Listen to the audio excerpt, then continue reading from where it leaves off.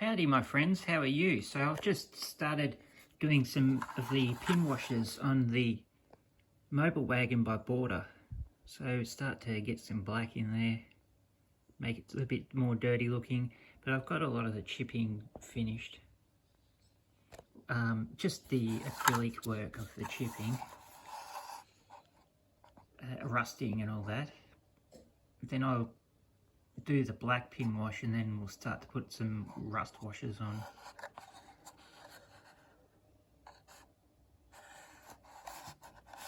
But I'm also building the Miniart. I'm going to just do a little bit more acrylic work there. I'm building the Miniart Panzer IV, and they have made Border Panzer IVs irrelevant. And it's amazing. Now this one wasn't that great. It had the chassis that was decent from all the other kits, but they really rushed this top part here.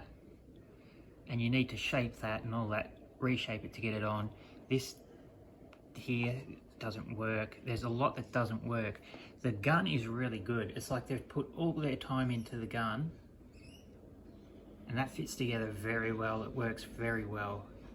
But it's like they've put all their time into that, and then they've gone, oh God, we've got to get this out. We've got to get this out. Let's get the rest ready, quick.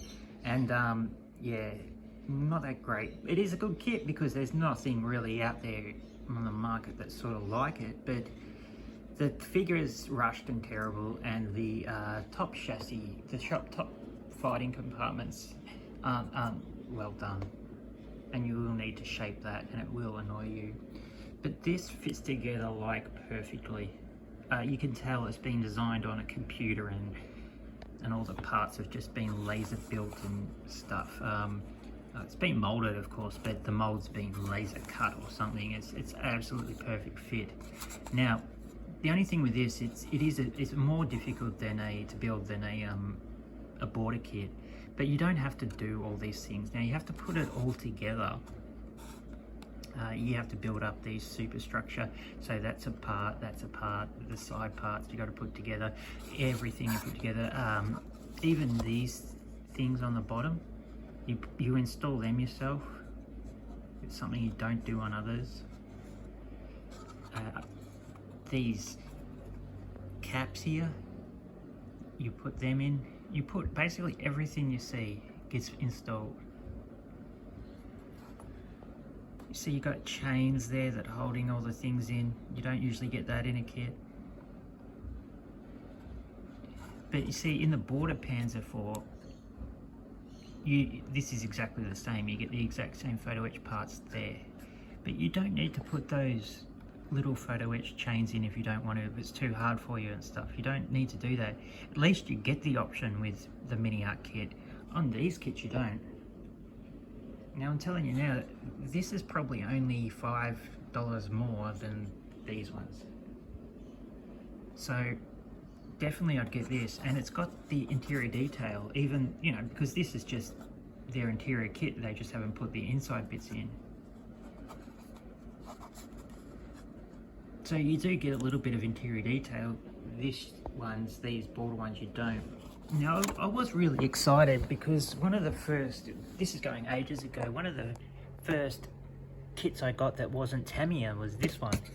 And of course, if you've been doing only Tamiya, and then you go to this one here, it's cheaper than Tamiya, it's heaps better than Tamiya. Yeah, and I was super excited about Border. But then I found Miniart. Well, I found Miniart before Border, but I hadn't really got stuck into their kits because I was a bit daunted by the difficulty of them. So I got this one and I thought it was amazing. Did a video on it, loved it.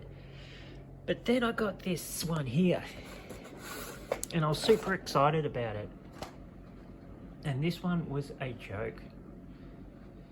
Doesn't come up that great. The spaced armor doesn't fit well. The instructions are terrible. Then I got this one, which was okay. This one is okay. They've improved it, but the instructions are useless still. And then I got the mobile wagon down the bottom, and that wasn't that great. So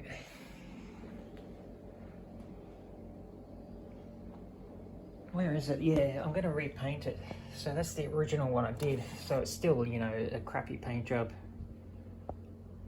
So I'll repaint it. But I'm telling you now, doing a J version of Miniart is just, yeah, it's, I wouldn't even bother with these ones anymore. They're the same price, and yeah, the amount that you get with this Miniart kit is just amazing. I think Border have done their dash, and they're releasing that Stuka kit and the other aeroplane 1/35th scale. I think Border is freaking out a bit. I think they do realise that they keep stuffing up the instructions and they keep making mistakes, and I don't know why they feel that they need to rush everything out. Why they need to tell their customers that something's going to be out in 10 days, but 25 days later you're like, when's this going to be out? Oh, it'll be out in 10 days. Right. But then you find that they are sending it out, but just to certain weird, they're a weird company. And I'm a bit over Border, as you can probably tell from this video. So this is probably the last Border model I'll do. I don't think I'll get the Stuka. I've still got the BF109, and I've already painted it once, but I didn't really like how the paint job came out too much. I didn't like the colours that I used together and stuff, and I've seen some other BF109s that I like better, and I'm going to get those colours and eventually repaint it to that. But there's no rush there, because I'm more into tanks anyway. But yeah, that's about it for today.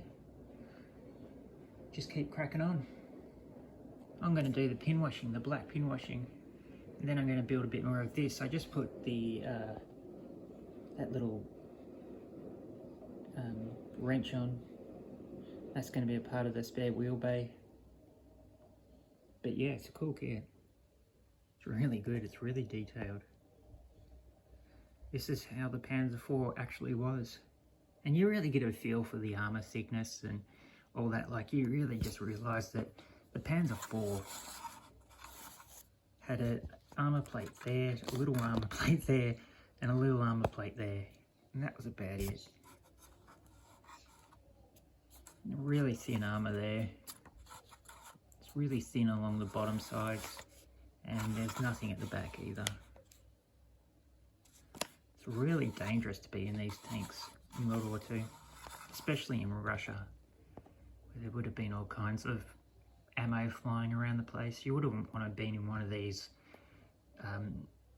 in the Battle of Kursk, but I suppose you wouldn't want to be in a T-34 either, would you? I think the only really safe tank would have been the Sherman with the wet bays, the wet ammo bays, and probably the Tiger, maybe the Tiger 2.